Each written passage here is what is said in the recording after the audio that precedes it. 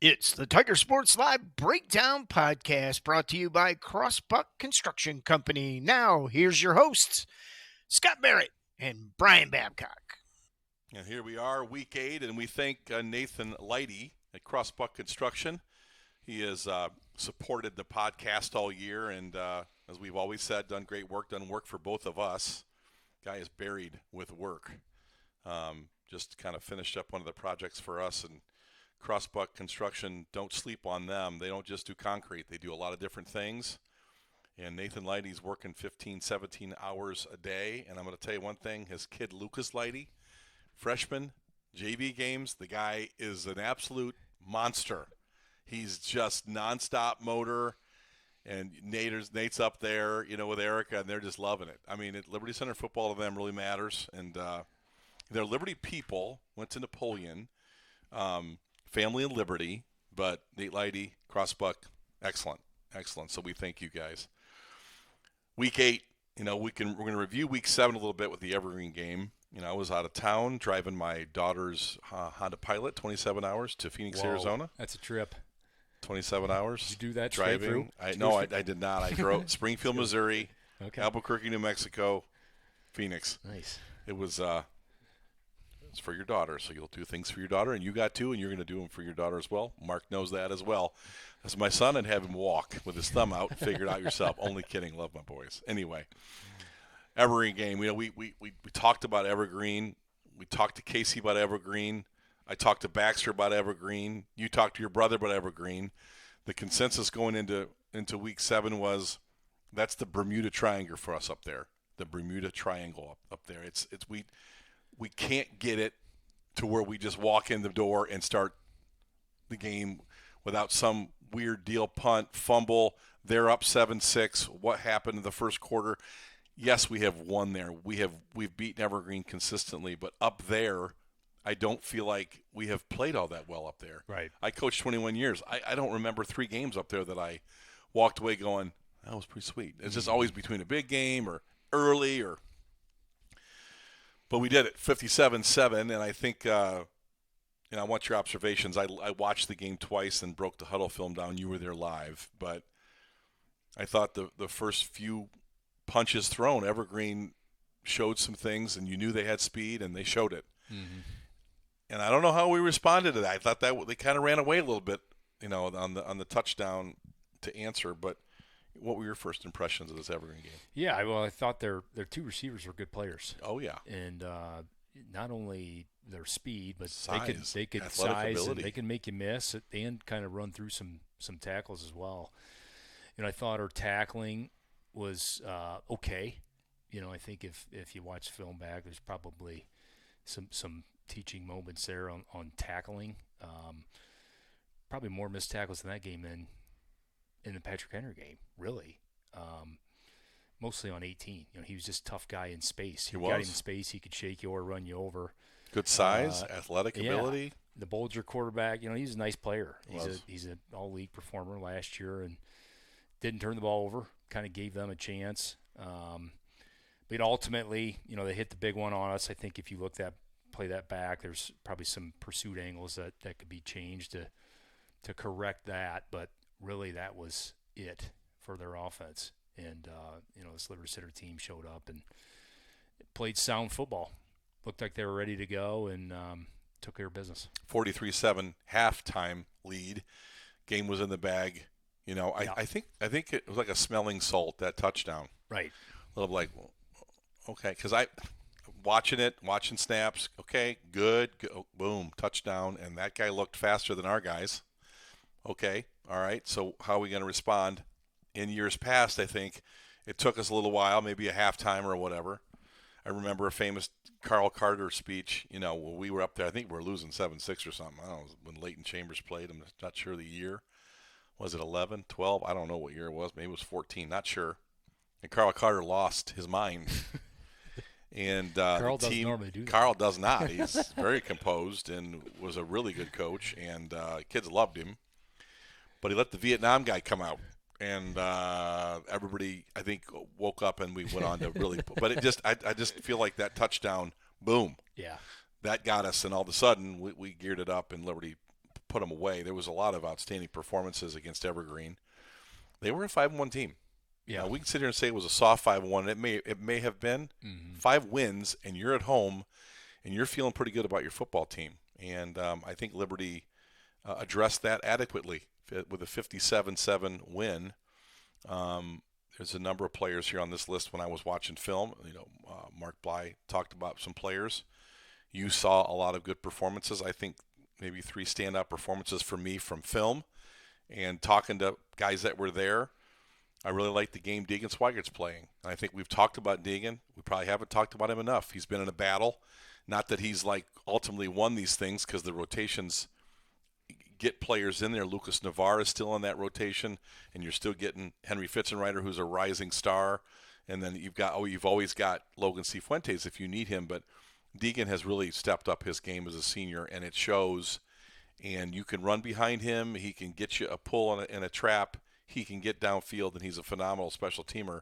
Talk about Deegan and some things you're seeing from Deegan. Maybe this Evergreen game was pretty good for him. Yeah, well, his special teams have always stood out. On the kickoff team, he's kind of been one of those guys that you kind of circle and watch. Slow-mo. Just wait for a big explosion. Get the replay bar. Wait, I want to watch it again. I want to watch it again. He's either got a guy on the ground, or he's laying on top of somebody, or somebody's some guy's going to be on the ground. Somebody's getting up off the ground. And 57, somewhere near the problem. It always starts. That's where it always starts for me with Deegan Schweigert. Right. And but yeah, I mean, he's been playing a good guard.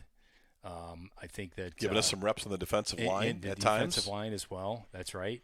Kind of a little bit of an undersized guy. I think if you look at our traditional guards with Liberty Center, that guy, he fits the mold, right? He's not the biggest, not the tallest, not the. Well, looks like he's a pretty strong guy, but he just comes and does his job, knows his role and does it, and he's doing a great job. I mean, you've put him now kind of next to Max Walker in that other guard role, and that's a tough combo. With those two. And Mark Bly's been right.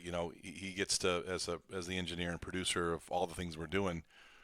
He doesn't have to watch specific things. He can just watch things, and he'll oftentimes say, "Well, I'm just back here watching. Did you guys see that? We didn't. We were doing that. Well, let me tell you about what was going on back here." He'll remind you, and he reminded us today about Deegan Schweigert has played some good football, and we know that. Right. We talk about that guard spot, how that was a question, and we've answered it. But hats off to Deegan, a really good game against Evergreen. I also think Hunter Spangler.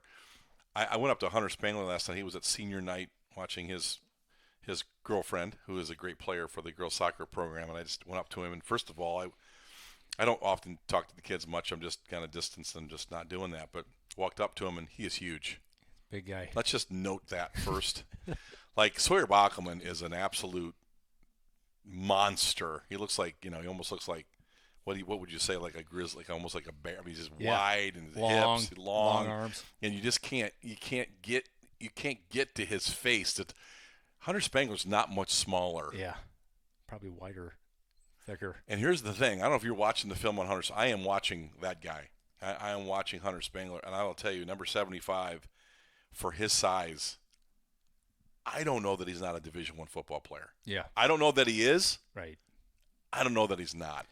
The way he moves and the way he reaches and the way he gets to the second level and the physicality and the punishment he is the real deal. Yeah, he is the real deal. I think if you look at centers just over the time of, at least in my lifetime, a few come to mind. Blake Lingren. Sure. Matt Leininger, before he moved to tight end. He played center. Matt Leininger was quite a player. And now Hunter Spangler, kind of in that body type. Listen, Tim Keller was. Well, that's way before my time. Listen, that was my time. No, listen. That kind of size. Yeah. And I want to say this on air, and maybe only 500.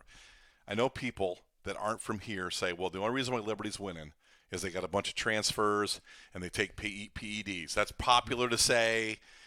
We like the weight room, and we got guys that know how to teach the weight room, and our kids spend more time outside of our weight room in a weight room, and they're eating right. Yeah. Eric Weimer, thank you very much. And, oh, by the way, Todd Spangler's boy Hunter didn't come from anywhere else. He's from here. So I'm tired of hearing that. That's an excuse for quitting not playing us, Napoleon. thanks for quitting. Okay, I get it. You don't like getting waxed. Well, that's part of it. But Hunter Spangler is an absolute monster of a player, and he makes big plays on both sides of the ball all the time. Yeah, he does. It's nonstop. It is not there's not a play he takes off. That's a guy that if you watch the end zone film, you really see it from the center position where he rarely misses a block. I mean, it's like he's just on his guy every time, and he's on his guy, then he's on to the next level. And it's just like clockwork every single play. He doesn't miss a block. He doesn't. He really doesn't. I don't see him. I'm sure he does. I'm sure the Knicks got Nick and Howie, and those guys probably are all over it. And Matt Bryan, who helps inside those guards and stuff. I ain't seeing it. No. They're seeing it. I ain't. I mean, he's just been outstanding. He has been outstanding. And, just as good on defense, too. Oh, yeah. From that defensive end position, he's a guy you move inside. Sometimes if Cifuentes, needs to move outside, and he's another chess piece you can just use. It run stopper, gets his hands up, can push the pocket with power. Can go get a sack if he wins. He's playing zero technique. He's playing 3. Your movement. I mean, obviously we've been pleased, and Logan Cifuentes has been a stud too. But Spangler doesn't get enough credit. I mean, we're talking about Logan. Logan's been awesome. Logan Cifuentes, and hello to the Canadian Mafia. The kid's been legit. But I'm starting to watch Hunter more, and I'm like the president of his appreciation fan club, man. Yeah, he is phenomenal and in great shape, playing snaps and no rest. Nope. Never hurt. Is never injured. I don't know. Mike Tomlin talks about availability. He has been there. He's every day for us. Yep. And so hats off to Hunter. I also thought Baxter Barrett played well. We've had a lot of conversations about, and I talked to Casey about this backfield. Baxter can play halfback. Yeah. He's got speed and suddenness. Thomas can play fullback. He can run inside. He's done that. Gary can play them all. Like this backfield, and of course Tyler Roars could have played half. And right. You had 4 guys. Obviously Tyler is hurt, but those 3 guys can play everywhere. Baxter had 93 yards and 5 carries. Now, granted, this wasn't the best defense in the country here, but I mean, what do you see in that performance from Baxter running the ball? Yeah, Baxter's got a burst for sure. You see him when he gets in the open field. He can really turn it up and turn it into positive yards right now. I mean, there's some secondary guys that kind of caught up to him, but they were even with him. Yeah. Or I think they could have been longer runs. I like the inside dive that he got where he kind of, was met with, from the linebacker and was able to dive and extend. He's got a nose for finding the goal line. That's a knack. He's got a knack for that. But no, that's a guy that I'd love to see. Coming into the season when I've looked at that wingback position, I'm like, how do you not give either Tyler Roars or Baxter Barrett at least 5 carries a game, if not 10? Distribution. Yeah, just so you don't wear Thomas out. You don't wear and they're so out. Capable. Yeah. And it's not like it's that guy and you're like, man, we can't afford to give him the ball. It's not the case. All 3 of these running backs are fantastic. And obviously missing Tyler, but yeah, and then the way these guys are blocking, each and every one of them, all of them, and it is all of them because you get Baxter mostly from the wing. You got Thomas on the powers. You got Gary sometimes leading up on these powers.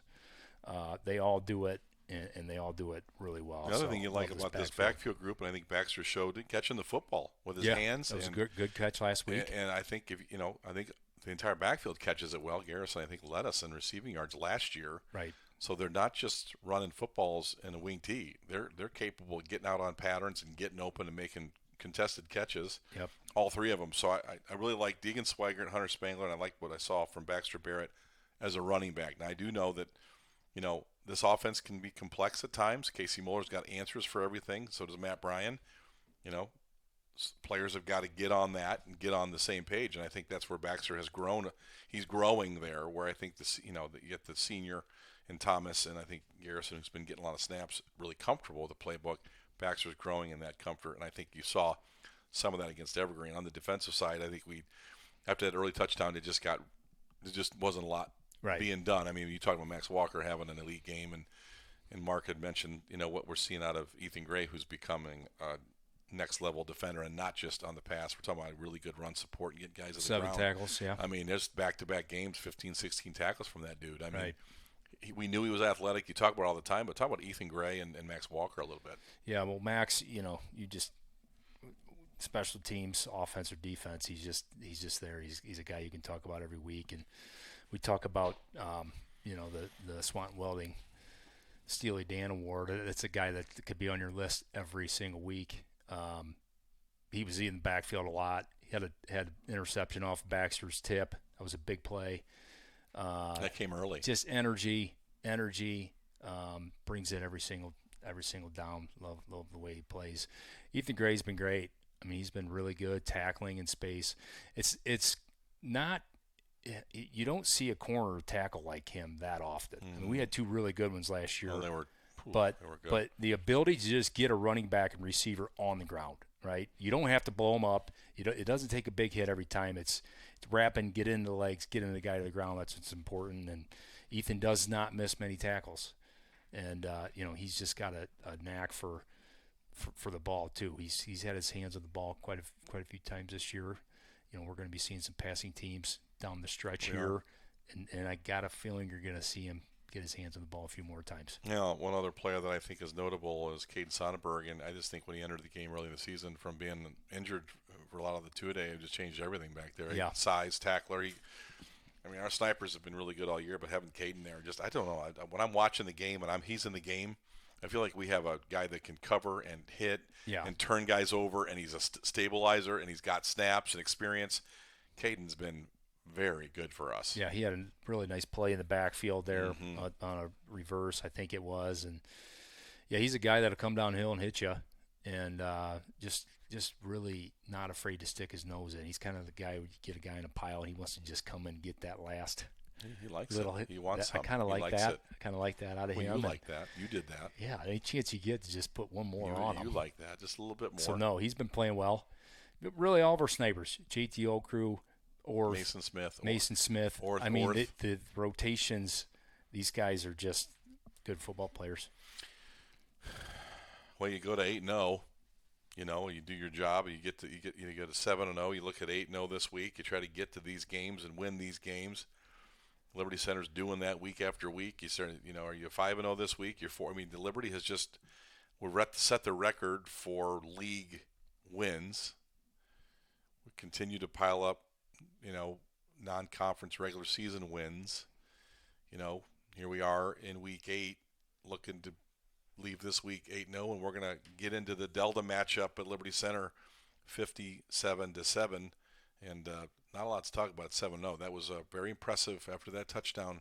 Yep. Liberty did exactly what we anticipated and put everything away. And we'll take a break here on the Crossbuck Construction podcast. And again, big fans of Nate Lighty, and we'll get into Delta here after the break.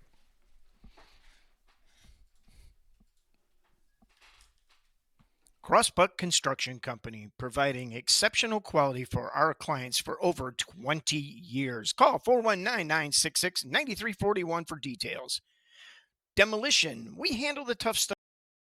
Crossbuck Construction Company, providing exceptional quality for our clients for over 20 years. Call 419-966-9341 for details.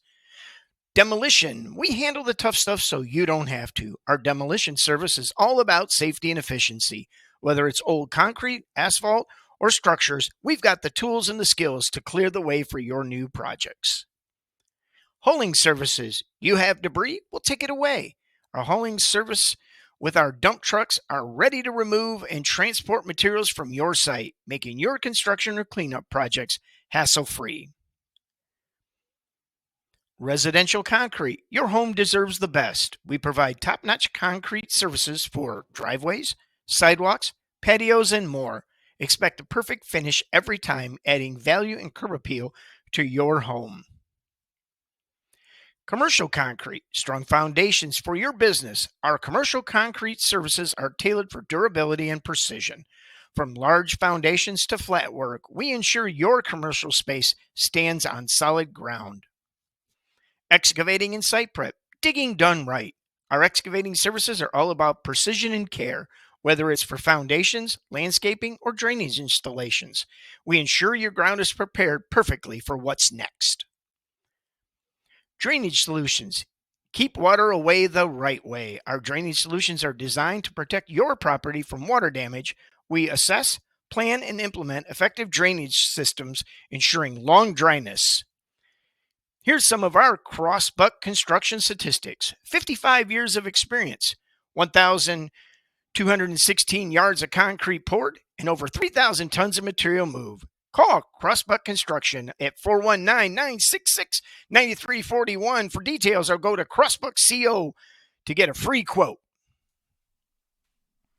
You know, every time I hear the number of yards of concrete laid, and Mark, are you doing that every job that he lays down? I feel like you are. Is that a running total of yards of concrete? Maybe. He's calling Nate. Tell me about your work this week. Gets the pencil out. We will add that to the total.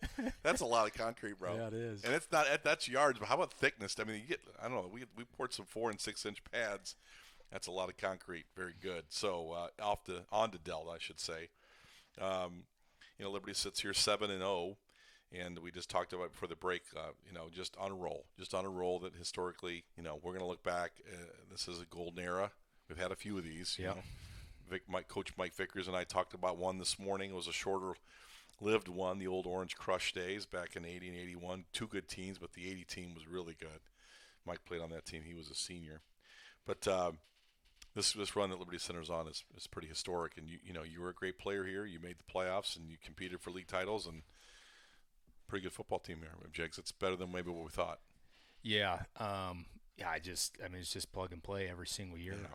And it's almost like the fans, and as spectators, we're kind of getting spoiled now, right? I mean, it's the expectation, and you kind of look down the line for, maybe there's a class coming that's a little bit maybe the weaker, run's over, and it's it just keeps on coming here. If you just on Sundays, you just take a little look at the numbers down there, and you say, "That's right." I mean, Liberty's it's going to end, and you go down, and you see, 56 tacklers or 38 kids in the class, and you're like, and the retention, our junior high guys, our coaches, Coach Whitmire and the boys, these guys, we're not losing players from junior high to a lot of programs lose them. Yeah, we gain them. Right, we gain players.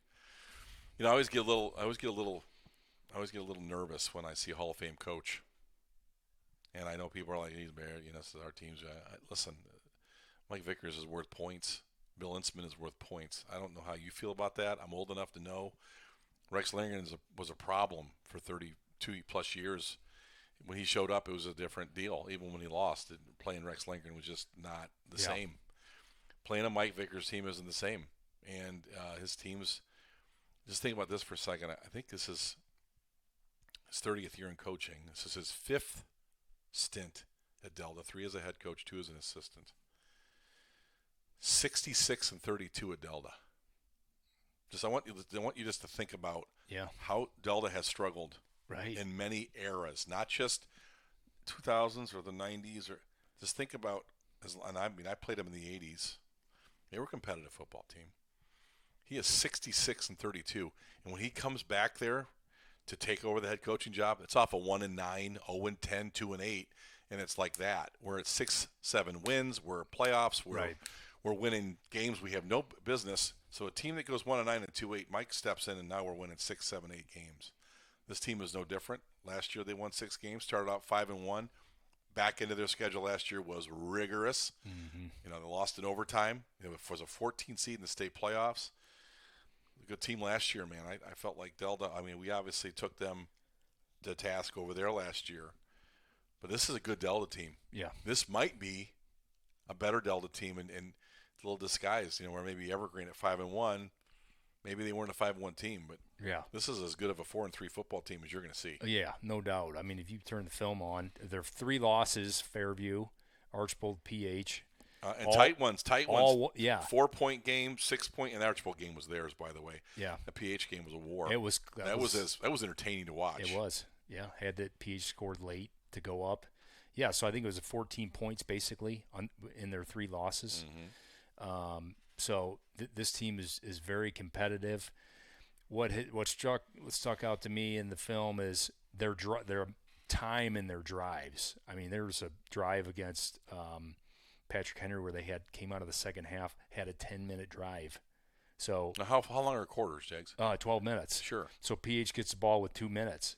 And then in that first quarter in the PH game, I think Delta had it, PH had it, and then PH got it back. So they continuously do. You're going to get maybe 2 possessions in a quarter, maybe, when you play this team, because they just want to run it 3 yards in a cloud of dust, like Lindgren used to say. That's what this offense is made around, and they're not real excited about getting up and running it quickly. They're gonna take their time. They're gonna set, make sure everything, and that clock is ticking. Some teams want to go quick. Evergreen, no huddle, let's go. Sugar huddles. This team doesn't want to go at all. It is slow. It is methodical, and they'll lull you to sleep. It reminds me a little bit more of the Rex Lindgren type of style of offense. Just tee it up. They're going to do some different things with their back. There is some creativity there where they can get some guys open. It kind of looks like it should be easy to stop, but it's not that easy to stop. They got 3 really good backs. For sure. All league offensive linemen. All league offensive linemen, big line. They got a big line.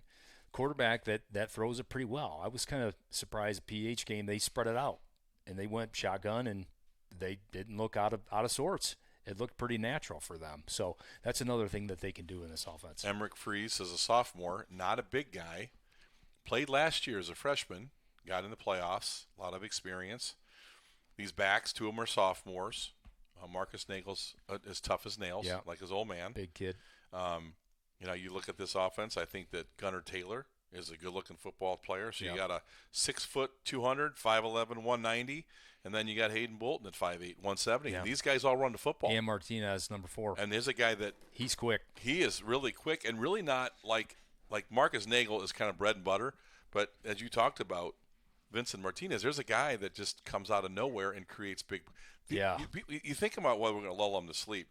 How many times did Rex Lindgren teams get big plays on 0-1 traps or 4 or 5 powers? Absolutely. This team is capable. They're scoring points, Jigs. Yeah. They're not scoring. Right. I mean, you look at even in their losses, they scored 32 against Fairview, had leads in that game multiple times, 30 against Archbold, had the game in the bag. Yep. Scored 30 there, and a 17-point game. That was a slowed down tempo game, but this offense scores points. Yeah. They're not just running clock.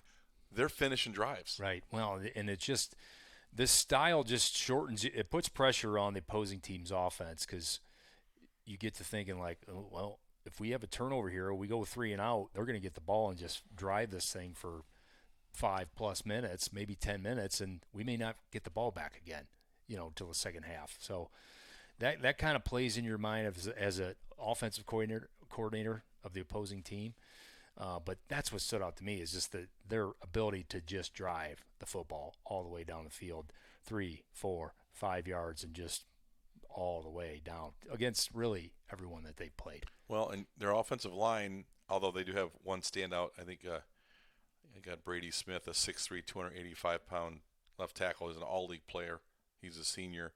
He's really, really, really good. Mm-hmm. They're a 78% run team. Yep. Look at they break down their play sheets. 78% run team. And Mike even said it today. Scott, I'll be honest with you. I think we should be 7-0. Yeah. And he wasn't bragging. He's like, right. if you just look at the game and you watch it and you don't look at the scoreboard, I think you think we're 7-0 football team. Yep. I mean, that's where his head's at. Now, he's not boastful or he doesn't brag about it.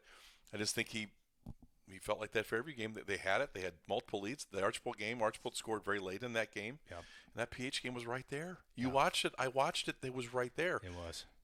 We blew out PH. We kind of handled them. Right. They almost beat Patrick Henry. I think you look at some comparative teams that we've played and they've played. This might end up being one of the best teams we play on the schedule. Yeah. Well, and it's a tough run game. And we saw Otsego earlier. We did. This is a step up. Quarter number 1. It was pretty tough. It was pretty tough. Yeah. And this is a step up. Oh, sure. From that. So, we may not see a run game like this until, the second, maybe third week of the playoffs. Because this is an impressive run game. It's like us. They're pulling guards. They're getting guys with hats to the football. It's tough. And it's gonna be an interesting matchup. It's been hard for me to get excited about some of these games, to be honest. I couldn't tell. Last week, we're trying. I know. Going into the podcast, like with Jigs, we gotta. Okay, all right. Yeah. What are we going to do? We going to talk about this? Okay. But I am excited about this one. Yeah, I agree. Because I think this agree. is a real test, and I think if a few things go Delta's way, they can win the turnover battle. It could be really interesting. Well, I think we should talk a little bit about some of those things, and I think we have seen where Liberty has played fourth quarter games over the last several years, last year PH, where we did turn it over and don't have the lead in the fourth quarter. Mm-hmm. And that was against a PH team that wanted to throw a little bit. This is against a Delta team that wants to get 3 yards. And they'll do that all night long. You give them 3 yards, they'll take it. Yep. So I think Liberty has to win some first downs. They got to get some negative plays. They got to get some zero. They got to put them in some 2nd and 10. We did that last year over there. They had that first drive. I think they had one long run maybe or something like that, or had a good run. It didn't do much after that because we just dominated them up front. But I'm telling you, this is a better football team. It is. They're up front. I think their offensive line is better. So I think Matt Bryan's going to – I don't know that we just want to sit there and just crash and hope. I think we're going to have to go make some plays. I think our linebackers, I think we're going to have to get some penetration up front. We're going to have to get a handful of negative plays on first down. Yep. We got to win first down. Right. I think that's what you have to do every week. But against a team that can run a clock out, you really got to win first down. Yeah, absolutely. And the passing game's tricky. It's the old boot pass where they're sticking it in. It's quick pass to the tight end. It's the wing out of the back, and that can become a very efficient pass game on a 3rd and 5 or 3rd and 3. So they get into 3rd and manageable. That's consistently. That's going to be the place where they want to be. Well, I think we have to win first down, and I think they got to win 3rd. I think they get into 3rd and 3. They can win. Have it. They can win a ton of those drives at 3rd and 3, 3rd and 7. I don't know. Right. 3rd and 3, 3rd That's and right. 2. Yep. I think they're. And you start seeing Delta in 3rd and less than 3. Yeah. You're going to have a ball game because No the doubt. clock's going to run out, and it's going to be 14-7 or 10-7, and you're going to wait a minute. What happened to this What game? just happened in this game?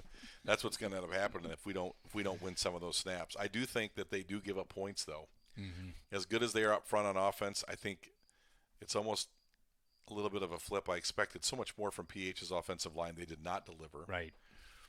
And they did deliver at times on the defensive line. They gummed up some things. We didn't really run for 500 yards against them.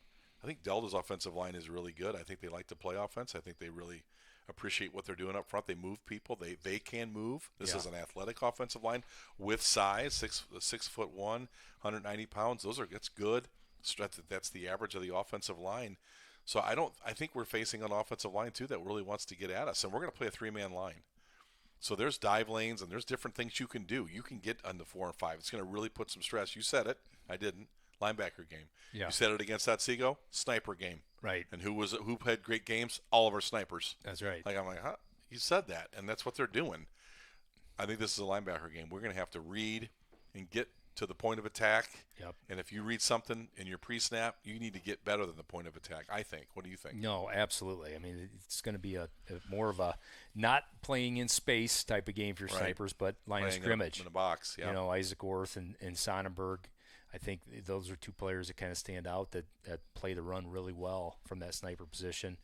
And obviously the 3 linebackers going to be called on a lot, but this is going to be you're normally 5 to 7 yards off the ball and in space. No, let's go ahead and bring it. Let's bring it right in the box. No space. This is going to be double tights, wing tee, even wing tee, kick-outs, straight block tee. downs. So you're going to have 7 or 8 in the box, kind of what we get a lot of times when we're facing opposing defenses. So I think we're going to see a lot of that. Off mic, I was talking to Mike about, listen, we're in this game and you're in this game. And I know you want nothing to do with Garrison Cruz in this running game. So you don't have to tell me what you're going to do. And he kind of chuckled a little bit about, I think he'd like to get us in some passing downs and see what we're going to see. Sure. I think he'd like to see what our senior's going to do. I think that he's anxious to see if Caden Kreinbrink can do it without Garrison Cruz. Now, I don't know that they're going to stop Garrison. I don't know that they can do that. Yeah, right. But they're going to try. Sure. And they're going to do everything they can to gum and junk up this running game and be in 3rd and 6. And Caden, can you do this? Because I'll be frank, Caden Kreinbrink is strong and strong-armed and pocket confidence and all those things, as good as it gets. I don't know, in the 40 years I've been watching it, we've had a ton of good quarterbacks, but he's got that look to him. Big arm, big body, tons of confidence, tons of swagger. Got to complete some balls. Got to complete some big balls. Not that he hasn't. He has. But we're gonna have to complete some balls, I think, in this game. Yeah, no, I agree. And once again, they want us to drive the football, eliminate our explosive run plays.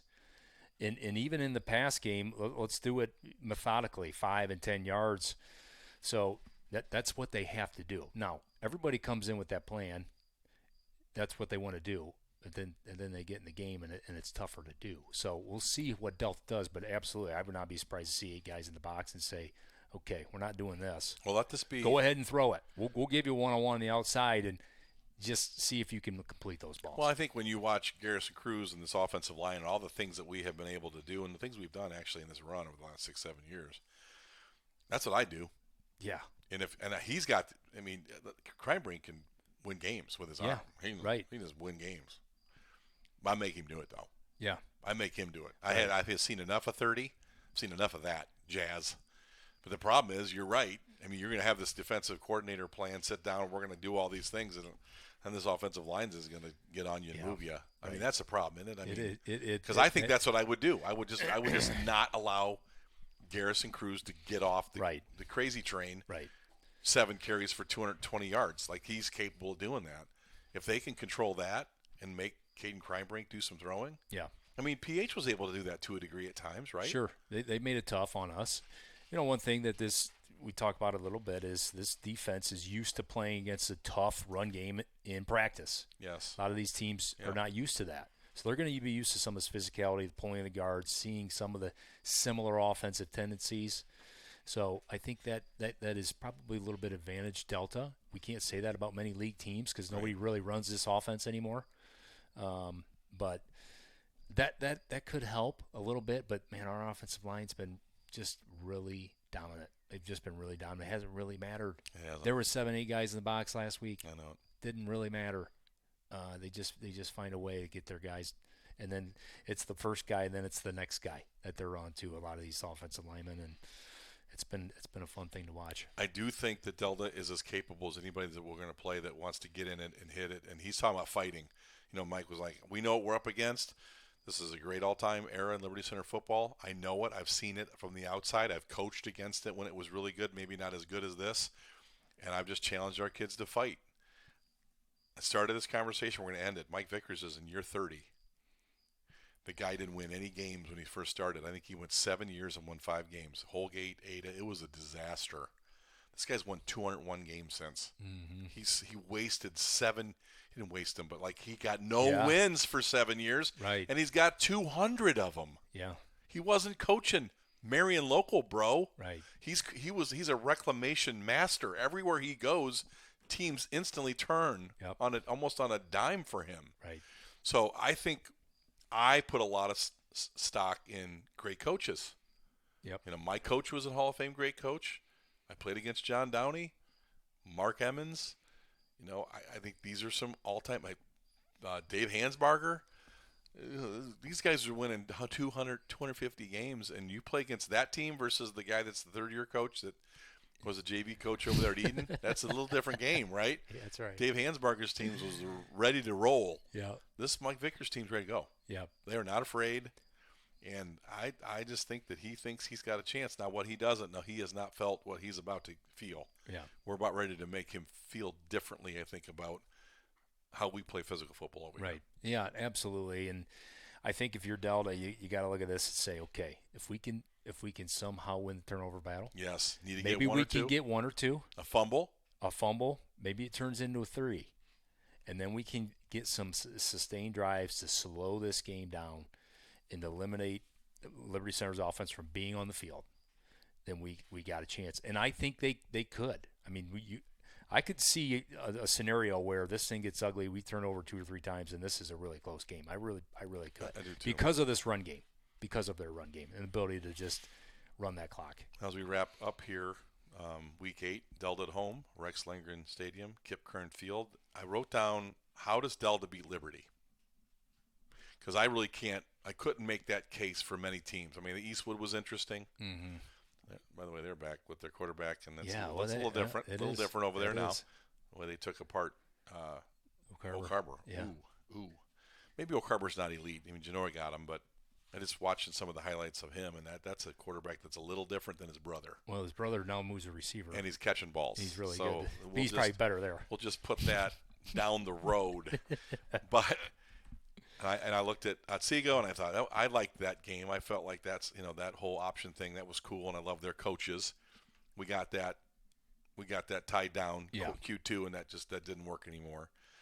I do think we can have the same effect, but you're right. This is a big upgrade over Otsego. This is not Otsego. No. I think that if Delta can win on third down and keep staying manageable third downs, where they have a wide open playbook, they will go for it on fourth down against us. I believe that. I think they will control the clock. I think the time of possession of this game, Delta will win that. If I was going to Vegas on a prop bet, I would say that. And I said turnovers. I think ultimately, if Liberty turns the ball over, this is going to be a tight game, and Delta's been in tight games all year long. Yeah, they have. Who hasn't been in tight games all year long? We haven't. Liberty Center. Yeah. I'm not. Listen, people are going, aren't you? What are you talking about? You love Delta? I don't love Delta. I love great games, though. Yeah. And I saw one last year in the regular season against PH, and this kind of all smells like a little bit to me. Yeah. A little bit. No, I agree. And it goes back to just the drives. They're just kind of shorten this game up as best they can. I mean, a 10-minute drive against Patrick Henry come out of the half. I'm like, I look at the clock and I'm watching film. I'm like, wait, is that a 2? There's a 2 on the. They just ran 10 play 14, minutes. 14. And then punched it. You want to talk about demoralizing for a defense as well when you're on the field for 10 minutes straight and then you give up a touchdown. Man, that is tough. But they do that. Like, they have been doing that. They did that to Archbold. Fairview. They did the Fairview. I saw it, Fairview. These long extended drives, this offense is used to doing. If they can get a few of them, look out. Now, you did say that was a scenario, but at the end of the day, Liberty wins this by what? Is it a 3 tutty or 4? Or at the end of the day, if Liberty does what they want to do, this. I think 35. Because the other scenario is 30. I think 35 to 7. If they can't get 2 or 3 turnovers, I think it's 35-7 game. Yeah. Well, that'd be my guess. Well, Mike Vickers comes home for a big game, and he's well aware every time he comes to Liberty. He's got family all around and grandsons and all these things and roots. He even said today, every time I come to Liberty, it says, this guy sees me and Rick Miller, and they're chasing him down. And, he's a Liberty guy. Yeah. He's a Liberty guy, loves Liberty Center football, although he has been a huge part of a lot of success at Delta, and I think he takes a lot of pride in that. You know me, I've hated Delta since I've been born.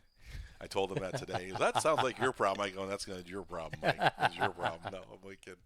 Just have a lot of respect for coaches that have done it 30 years and won 200 games. He's going to the Hall of Fame. He's beaten Liberty over here. He's done it.